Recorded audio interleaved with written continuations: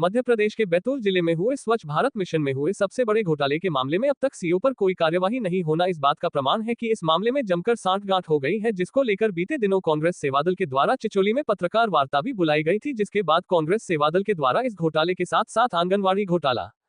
और करोड़ों के जमीन घोटाले को भी उजागर करने का काम किया है, जिसमें बताया गया कि अमृत सरोवर योजना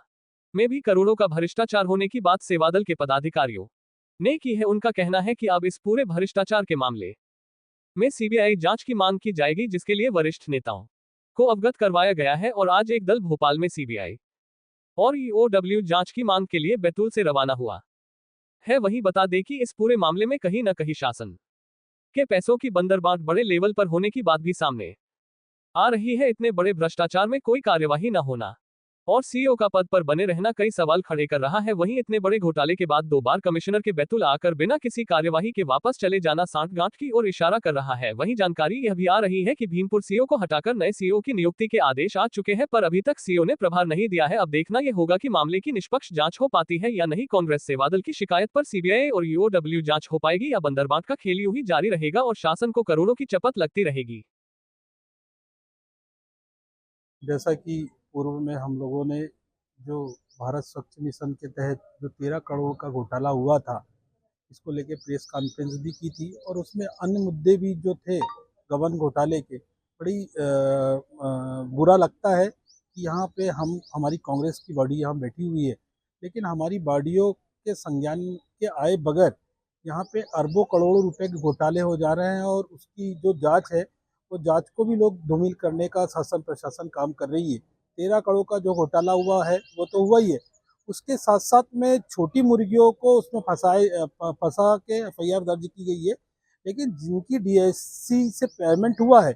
उन लोगों पे अभी तक की कोई कार्रवाई नहीं है और वो लोग आज भी पदस्थ है और वो पदस्थ होकर इस जांच को खराब कर रहे हैं, इसको धूमिल करने का काम कर रहे हैं। इसके बाद यहाँ पर एक बड़ा घोटाला जमीन घोटाला हुआ है। वो घोटाला में जो जनपद पंचायत की भू स्वामित्व की जगह थी, वो जगह को उन्होंने भारतीय जनता पार्टी के जो नगर में एक्रोचमेंट धारी है उनको देने के लिए यहाँ से भू स्वामित्व की जगह को